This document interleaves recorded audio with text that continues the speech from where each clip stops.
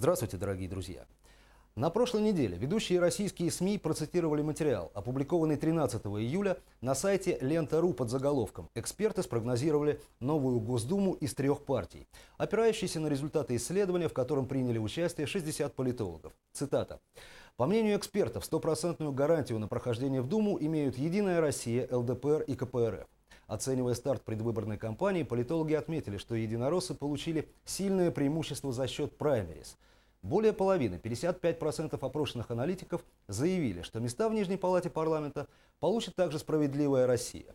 25% респондентов допустили попадание в Думу партии «Родина». Кроме того, каждый пятый эксперт посчитал возможным прохождение в Нижнюю палату парламента партии «Яблоко». Конец цитаты.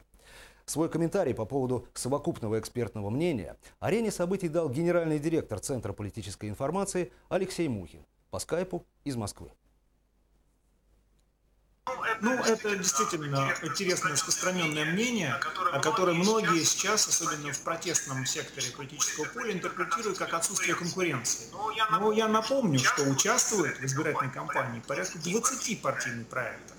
А эксперты прогнозируют прохождение 3 партийных проектов в Государственную Думу, самых сильных. То есть, если считать, что конкуренция – это участие, то здесь все в порядке с конкуренцией.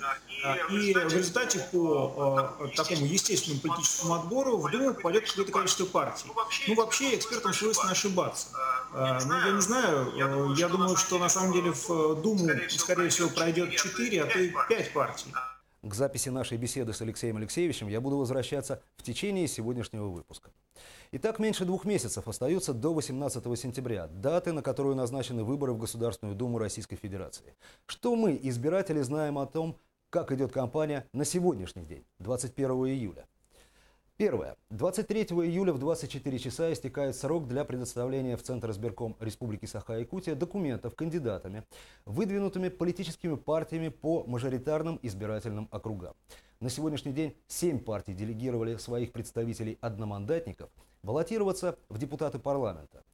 Не обошлось без нюансов.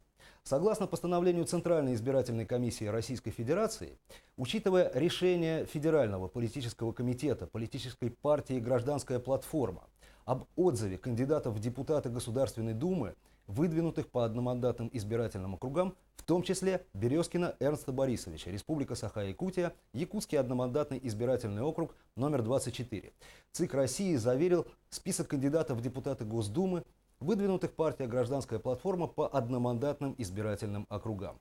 В этом списке, понятно, Эрнста Березкина нет, но он идет под первым номером по партийному списку «Гражданской платформы». Второе. Центр избирком Якутии закрыл прием заявок от самовыдвиженцев. Подали заявление 4 человека, которым предстоит собрать подписи жителей республики в свою поддержку. Это Алена Атласова, Максим Местников, Зоя Соловьева и Андрей Борисов. Насколько сложно сейчас оценить шансы беспартийных выдвиженцев? Алексей Мухин. Есть люди, которые являются медийными и резонансными в общественном плане, и они вполне могут составить конкуренцию тем, кто, скажем так, не проявил себя в Нижней палате парламента, за которым не стоит какой-то серьезный партийный проект, и здесь может сработать. Ваши любимые эксперты выявили подобного рода контингент в 20% одномандатных округов, где они действительно могут сработать. Обобщая ситуацию по одномандатным избирательным округам, скажу, что, пожалуй, именно там сейчас формируется позитивное, центральное политическое ристалище. И Алексея Мухина, к примеру, совсем не удивила «Единая Россия», не выдвинувшая кандидатов по 18 одномандатным округам страны. Я думаю, что здесь такая уступка со стороны «Единой России», она лишь свидетельство того, что, в принципе, между парламентскими партиями существуют какие-то более тесные отношения, нежели между партиями, скажем так, несистемными.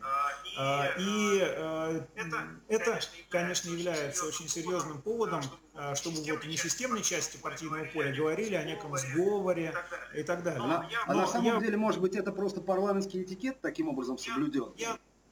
Я привлеку ваше внимание, что, как правило, на этот тезис, антитезисом звучит со стороны парламентских партий тот довод, что мы давно уже системные партии, мы оппозиция, конечно, но мы играем по правилам. И эти правила предполагают, что мы можем где-то на каких-то участках договариваться. А договоренности в ходе избирательной кампании, по-моему, это свидетельство зрелости политической системы. И я в этом, на самом деле, плохого ничего не вижу.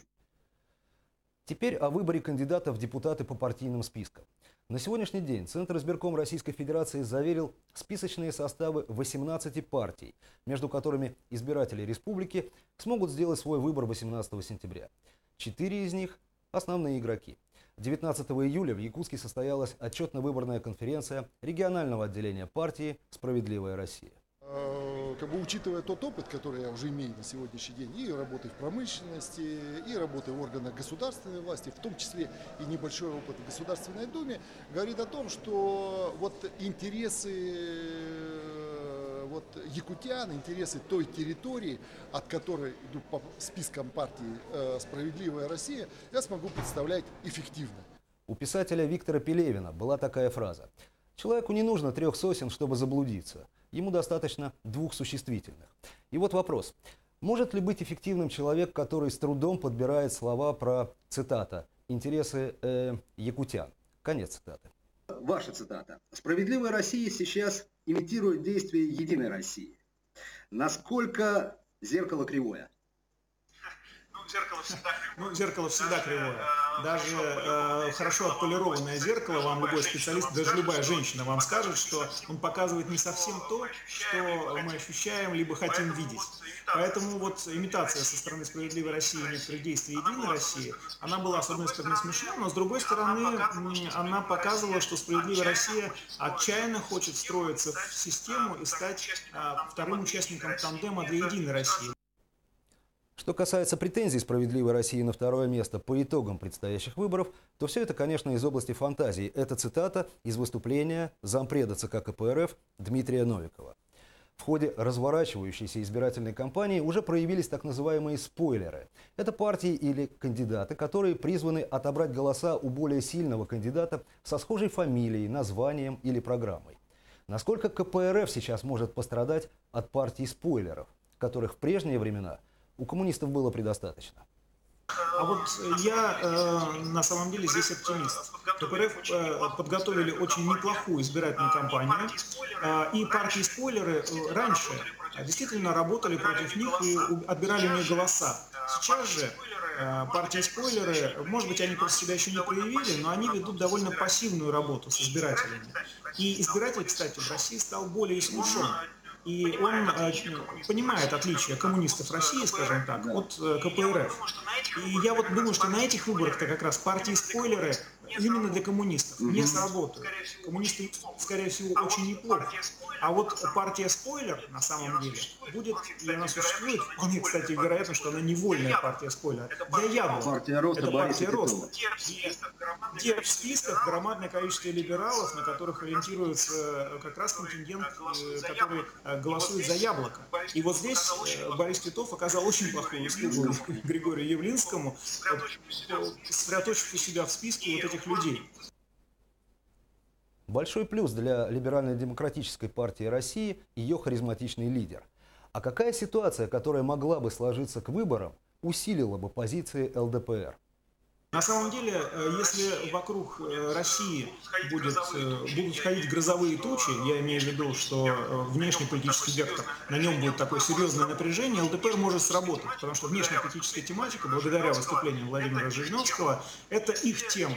Если тема все-таки в сентябре перейдет больше на внутренний вектор, с проблемой ЖКХ, социалкой и так далее, то это тема, которую разрабатывает Единая Россия и КПРФ, а ЛДПР останется за бортом. Финальный вопрос для Алексея Мухина в нашей беседе звучал так. Из 4 парламентских партий только Единая Россия выделила Якутию в отдельный избирательный округ. О чем это свидетельствует?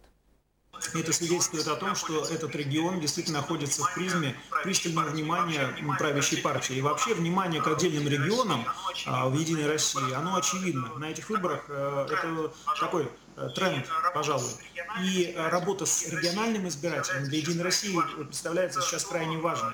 Это то, о чем говорили в исполкоме, говорят в исполкоме, который сейчас играет роль предвыборного штаба «Единой России», то, на что обращают внимание тех кандидатов, которые избираются по региональным спискам и округам, собственно, в этих регионах.